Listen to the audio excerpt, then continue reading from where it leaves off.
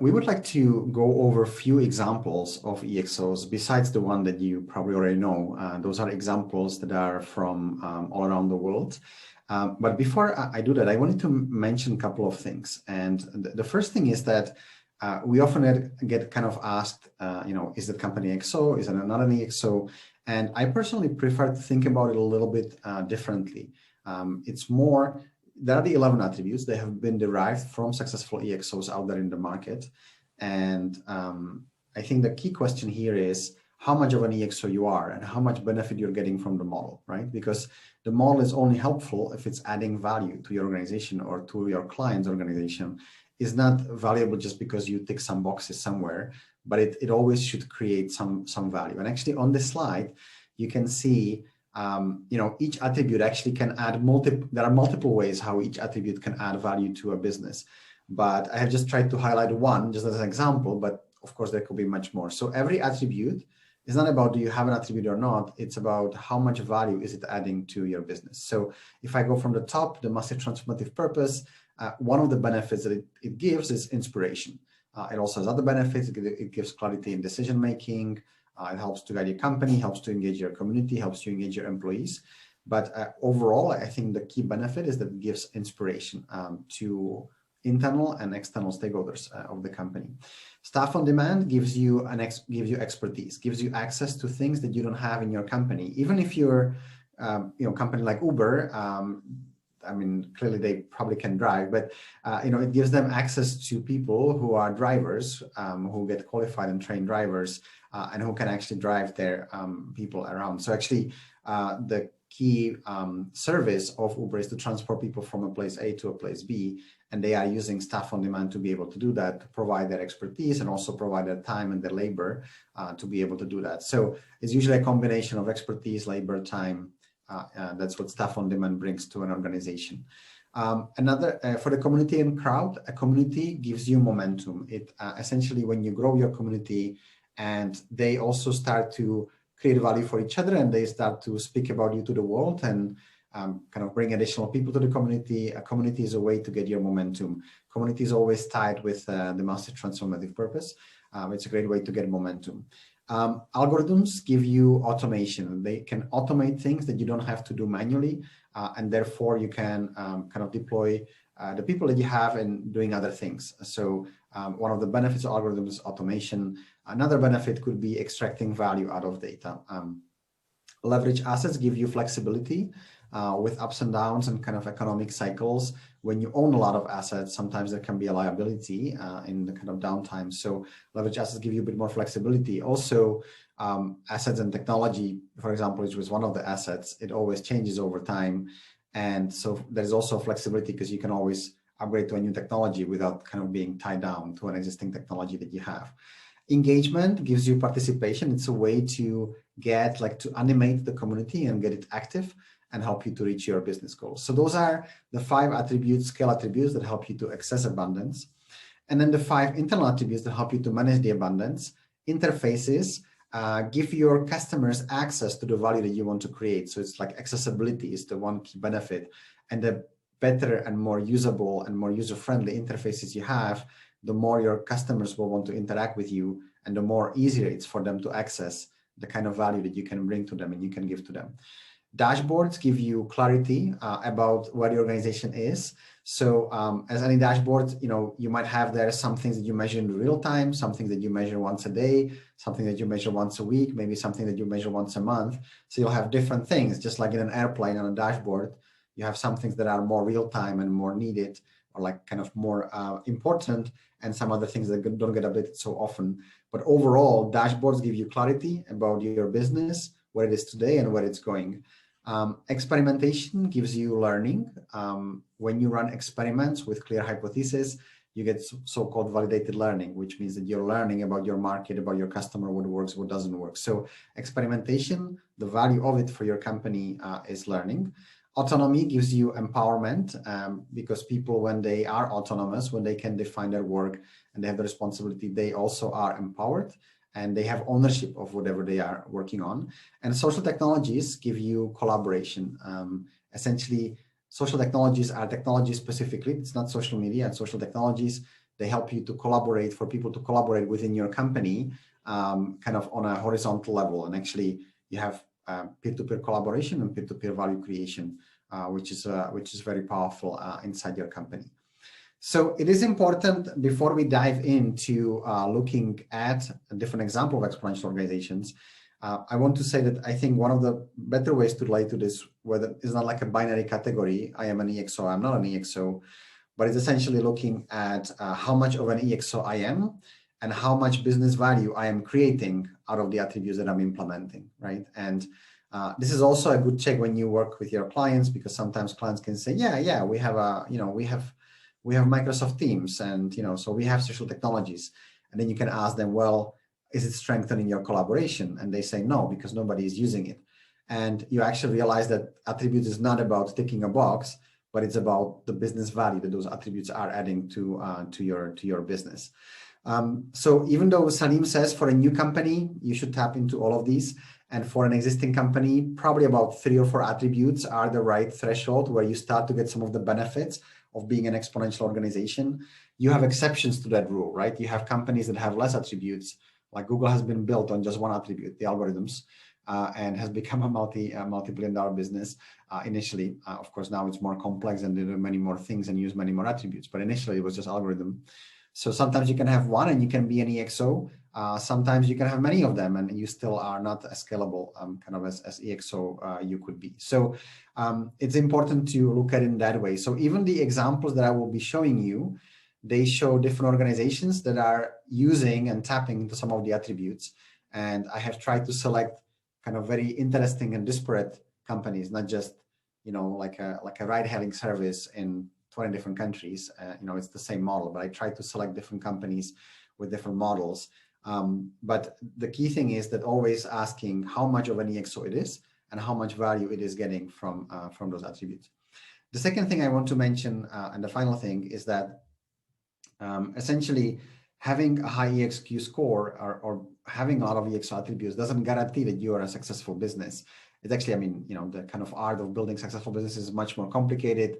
It's also about the team, the idea, the market, the timing, the execution, all that kind of stuff. But EXO Canvas helps you to design a scalable, kind of a fast-growing organization with no obvious limit to scale.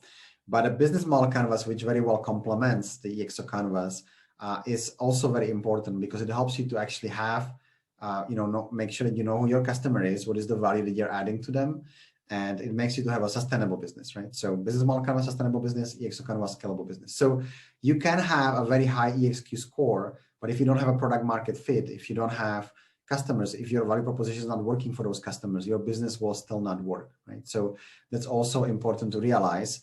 So it's not just about EXQ score, it's kind of EXQ score and the business model itself that they kind of combine into this. So that's just a couple of things before we start. And let me now go through the examples.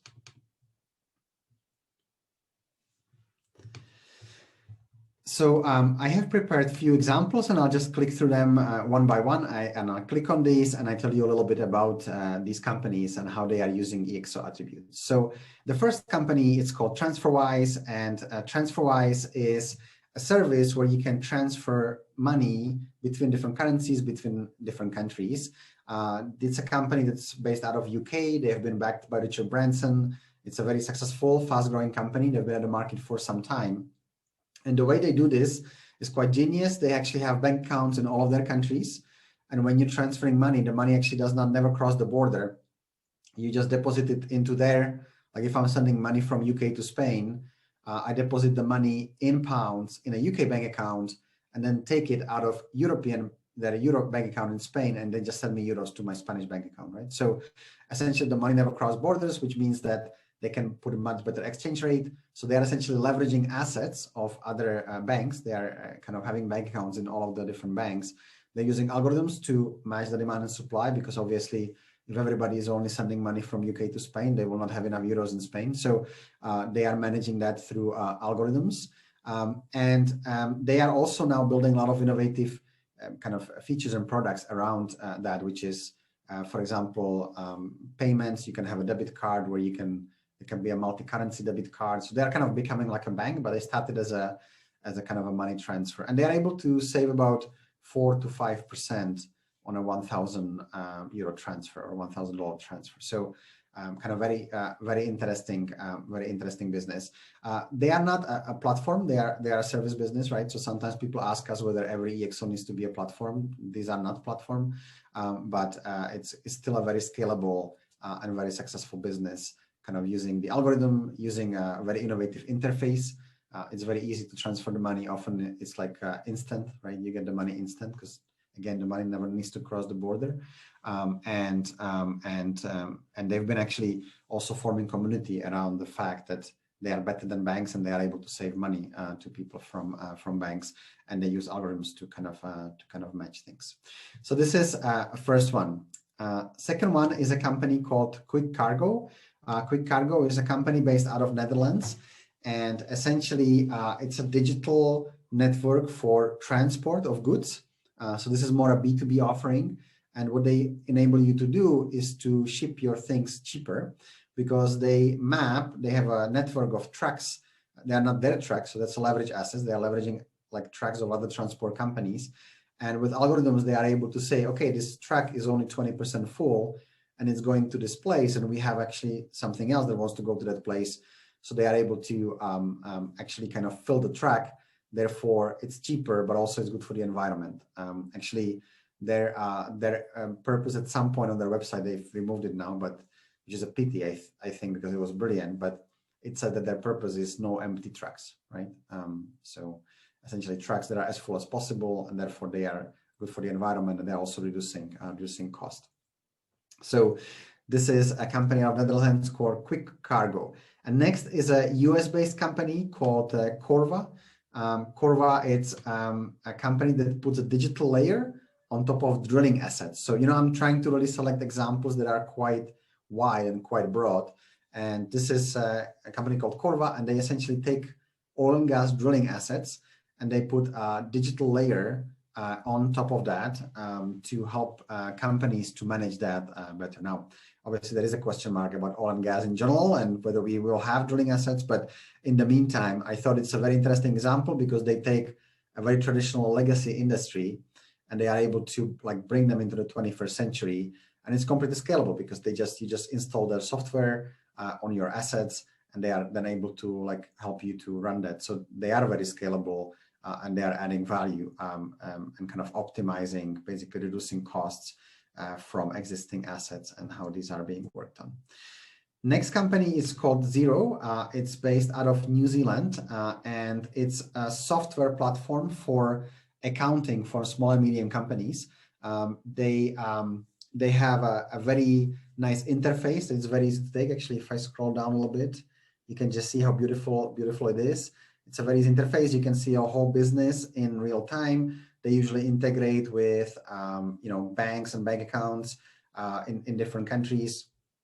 And they enable you basically to have an accounting software, but also to do your own accounting. The interface makes it very easy for you to go and take a snapshot of your receipts and upload them and kind of codify them, manage your cash flow, send your invoices. So basically you can manage your whole business just on this software. And it's a very popular platform that's grown. There are also a lot of similar companies in different countries. For example, there's a company called Free Agent in the UK that does something very similar. They also help you to actually match you with an accountant or a bookkeeper as an advisor. So actually by location, you can actually find advisors that you can tap into. So that's kind of the staff on demand portion. So they don't actually do the implementation. They don't actually help you to do the accounts. They are just providing the software, but they have partners kind of using as a staff on demand to help you do that. And I think that MTP is just kind of, I think they're saying beautiful business and accounting software. So the idea is that they empower small and medium businesses with a system that allows them to do accounts very quickly so they can focus on their business, not actually on something that is a big nightmare for a lot of small and medium businesses to work on. So this is the next one. Let me continue. Next company is called Canva. Canva is a design platform out of Australia originally, and essentially their purpose is to democratize design, like to be able everybody can be a designer, and they have all these beautiful kind of preset templates from everything. You can see that's Christmas time, clearly. You can see from everything from Christmas and different flyers and business things, personal things that you want to send, designing mock-ups and things like that. So they basically give you a lot of different resources for you to be able to do design. You can see here that I'm very passionate about Venn diagrams here. So this is Canva. This is a very successful company, has been growing very, very rapidly, ultimately very scalable, and just around a very powerful, they have, again, the interface, they're very strong community around democratizing design. And I think they also are able to put you in touch with designers if you need a bit more help, and kind of look into that. Next company, it's very interesting. It's going from another, to another part of the world, and also a little bit of a different industry and a model. But essentially, it's called the company is called Nutco, as a nut company. And what they are looking at is they are essentially looking at using algorithms and AI to find out what makes food taste the way it does. And they specifically are looking at replacing animal food. So it's a vegan company. They are looking at replacing animal foods with plant-based alternatives without any loss of taste. So actually, they are able, on a molecular level, they are able to find out like what makes milk taste like milk. And then they go and they have a database of hundreds of different substances from the animal and plant world, and they are able actually to find elements that have the same properties like the molecules of milk in terms of taste, and then they basically replace it. So they've actually done a lot of tests around that, and it's very hard for people even to know that they are not drinking real milk, because they are able to replace it almost perfectly. So obviously, algorithm very strong for them. And then community and crowd engagement and MTP, right? Because it's a company that their whole idea is basically to help the environment and also help animals and reduce animal consumption, and replace vegan alternatives that people don't feel like they are sacrificing anything. And I think they have first few products. It's like they have milk, they have butter, they have mayonnaise, all these things that you use on a daily basis, and they are able to provide alternatives to those. And actually, like, even they have videos where like chefs are kind of cooking with them and doing different things. Yeah, very, very interesting company based out of Chile, I think, originally, but spreading around Latin America. Let me continue. Next company is very well known to many of you, but I still wanted to highlight it. I think it's a very interesting model. So it's Spotify. Actually, I'm not a user myself of Spotify. I use other services, but Spotify is a music company, essentially allowing you to buy a subscription and have access to all of the music that they have. They use algorithms to match you with the kind of music that you would like. As you listen to more and more pieces of music, they learn more and more about your taste, and they are able to give you kind of a music leverage asset attribute. They are leveraging. It's not like they are making the music often, but they have an author kind of program, which I'll speak about second, but they essentially leverage assets of music producers to be able to offer them their platform. Obviously, very nice interface. They have an autonomy attribute. They are quite famous for that in experimentation. They actually have so-called squads in the Swedish. It's a Swedish company, and they are able to like find new and different offerings all the time. They're able to experiment with things, and they have that kind of benefits of autonomous workforce. Of course, social technology and others. I would probably think that companies like Spotify would probably just like light up the whole EXO canvas. They're probably using most of these attributes. They also are using staff on demand. They actually have a program where, as an artist, you can, like, they support artists. You can produce new original music and you can post it and publish it on Spotify. And they have a plan around that as well. So this is a company out of Sweden, Spotify.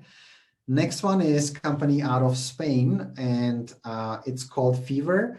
And it's you can think of it a little bit like a Spotify or Netflix, but for experiences when you travel. So not very topical for 2020, but hopefully will be topical very soon. And essentially, it gives you all the different things that you can do as you visit the different cities. And yeah, you can also take a COVID test if you want to.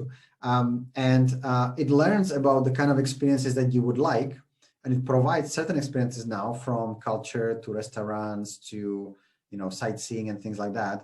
But also it's learning from you what you would like, and like offers you better and better things. But most importantly, they also have an algorithm that helps them to predict what kind of things people would like, but nobody is offering. And then they are finding ways to basically, provide it on the platform, partner with somebody, and things like that. So again, algorithms, interfaces, community, people who love to travel, and experimentation with new different ways that they can bring.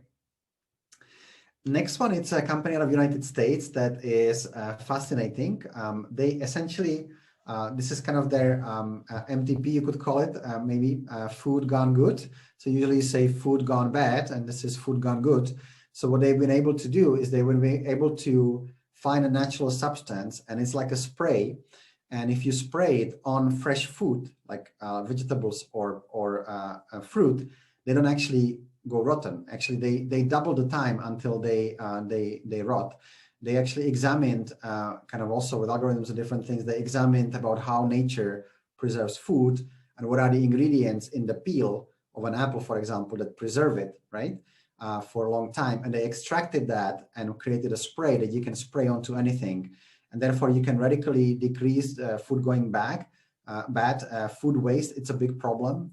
In the UK, for example, I think around 40% of food goes to waste. And they are able to remove that. And also, it means that, when food travels, also not so much food gets spoiled, which means less could travel and stuff. So there are all kind of fascinating benefits around that. And they use stuff on demand. They essentially have a partner network. And partners are the one who, they ship them basically like a powder, they mix it with water and they create a spray, and all the different partners are then able to use that, so they would partner with a retailer, for example, that want to use it to preserve their food longer on the shelves, which reduces cost for them. They could partner with farmers. They can spray it on their food when they take it to market, so it doesn't go bad so quickly and everything.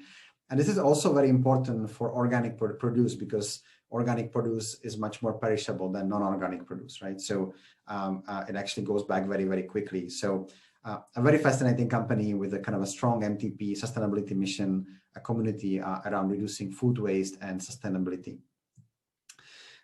Next company, it's also a fascinating company. It's based out of Netherlands, and it's connected with the concept of circular economy. And what they essentially are looking at is it's kind of a marketplace for products out of waste. Actually, this is now in Dutch. Let me just put it in English.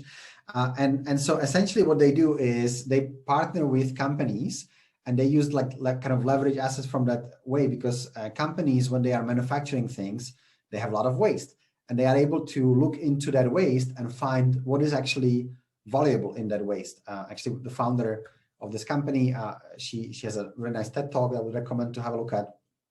And she speaks about, like, when normal people see waste, I see gold, right? Or I see value, I see something valuable.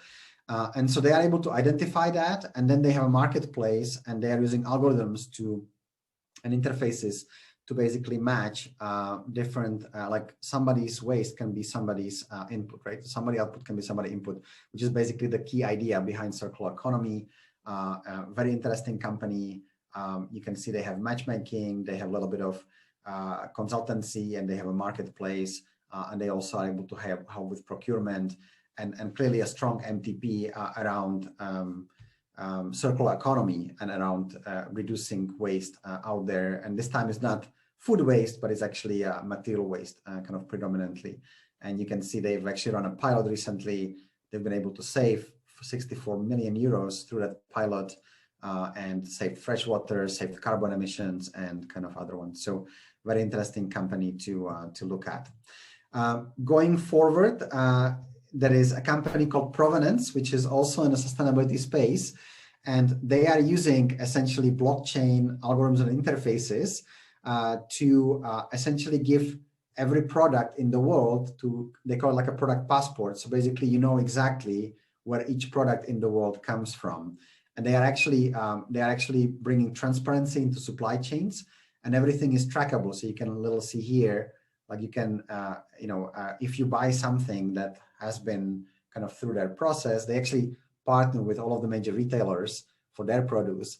But once you buy, you just go to an app and you're able to find, okay, this tuna, where it came from. You basically have the full tracking of that item, and you can kind of look at that.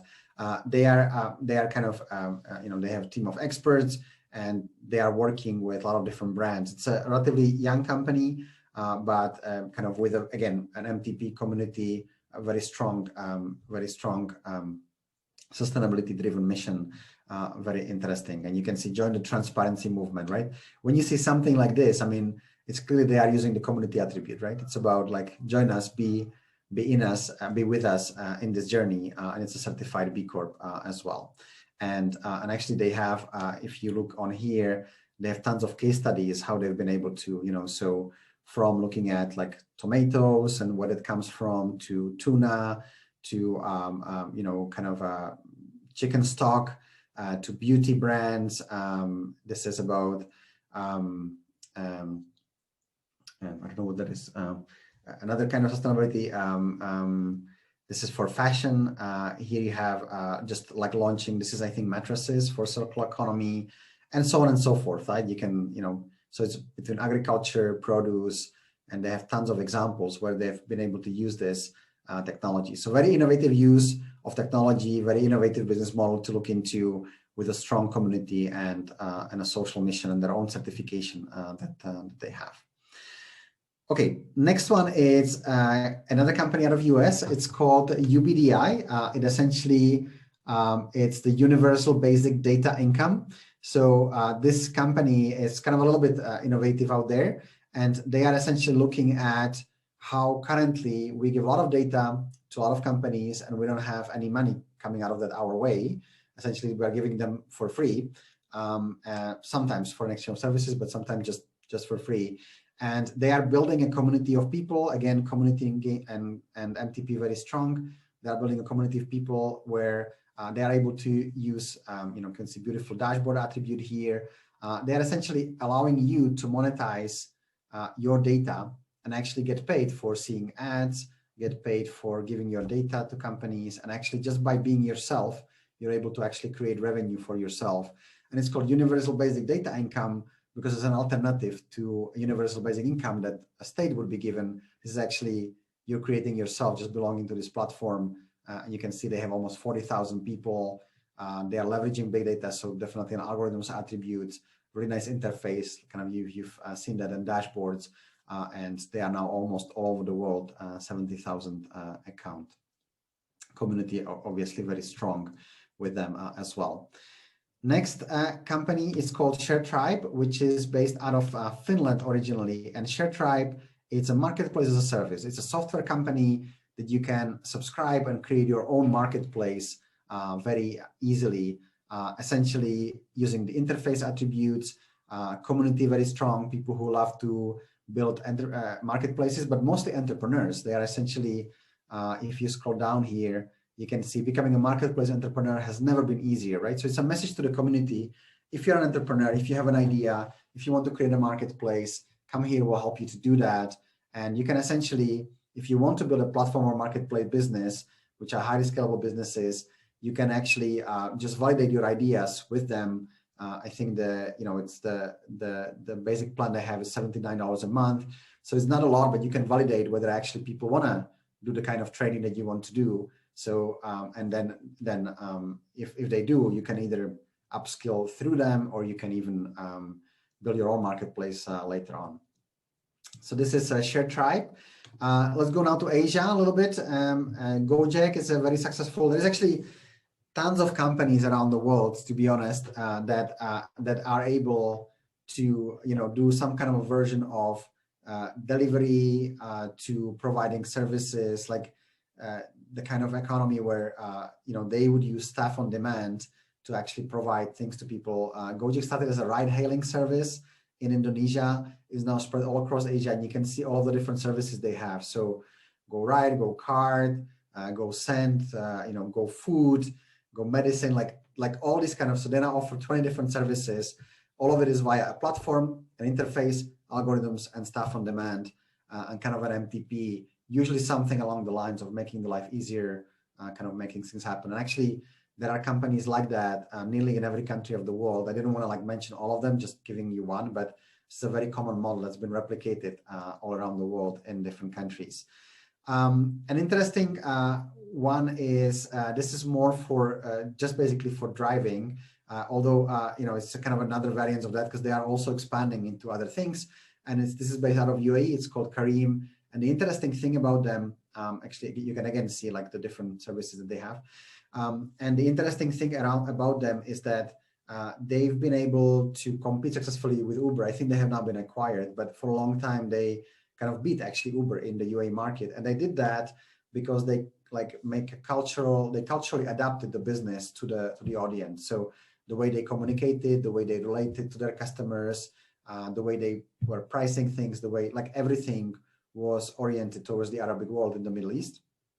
And they were able to kind of outcompete the global player. And actually it has happened in quite a few countries where the local variants can outcompete the global giants. So that's kind of the, you know, sometimes people think like once we have Uber, like everybody's just Uber, but actually people appreciate the kind of cultural customization they can receive from the more local companies. They also like the idea that it's a local business, it supports the local economy and everything. So this has been a model that's been applied in different countries fairly successfully. And a final one, just kind of from this, and I'm just showing you 3 different variants from Indonesia, from UAE, and from Latin America. But this is a very well-known company in Latin America called Rappi. And essentially, they are able to, you know, bring you food, bring you groceries, bring you whatever you want to buy, essentially. And, you know, they all started as kind of a staff on demand place where you can get help with things, but they have all now kind of grown into much bigger things. And you can actually see the different categories that they have here. Next company, it's called Bijus. It's actually it's based out of India, and it's the most valuable education company in the world. And they are using the fact that, in India has, I think, 1.3 billion people. And when they go to study, India has a very standardized system of exams that people have to pass. They are very tough to pass. It's tough to prepare for them.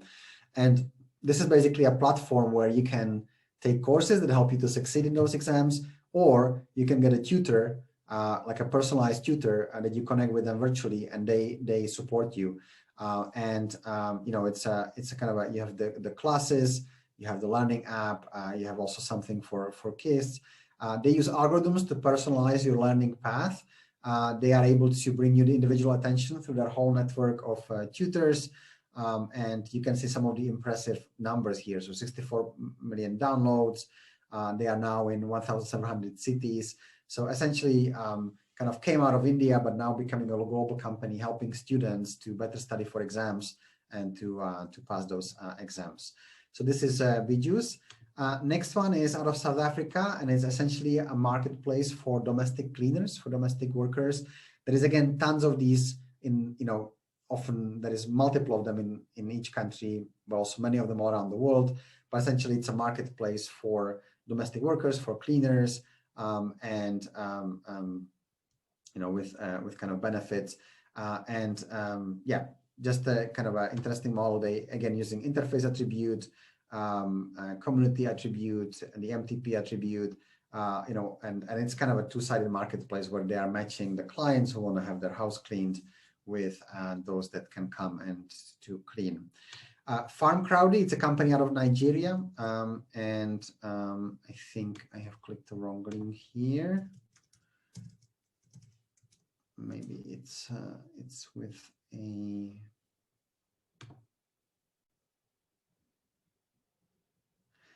So Farm Crowdy is a company out of Nigeria, and they are essentially working with farmers in Nigeria, but also across Africa, to equip them with technology, with information, with training, and with different things to be able to help them to succeed. They have now 300,000 people in their farm networks. They also are able to provide some financing that are able to help them to raise stock, to better cultivate their land. They also act as aggregators, so they are able to aggregate things, and so again, using kind of drones and surveys, other things. So they are essentially a mixture of a marketplace and kind of a training business and support business.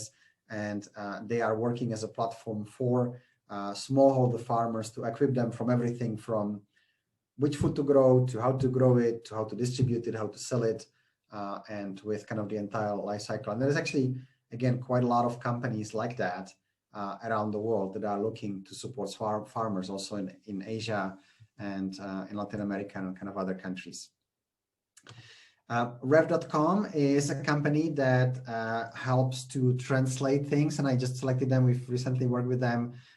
They enable basically to do either transcription or to do closed captioning, like subtitles, or to actually translate and do foreign subtitles. And they have thousands of language translators all around the world, and they are using an interface, like a very innovative interface where people can log in and they can just see what to translate. They translate a little bit and a little bit, but it combines to actually, the result is that number one, they are very affordable. So they are able to translate a minute of a video for around $3, kind of between 3 to 7 here. It depends on the language a little bit, but the most common language is $3. And also they are able to do it very quickly. So they actually, for most jobs, they can do it within a day, 24 hours. For large jobs, they take 3-4 days, but it's very, very quick. And it's tapping into staff on demand, into algorithms, into interfaces, and helping to localize content. And the final one is actually, it's kind of a bonus one. So we've gone through 20 different examples of EXO attributes. And the final one is a bonus one. It's actually been around for a long time.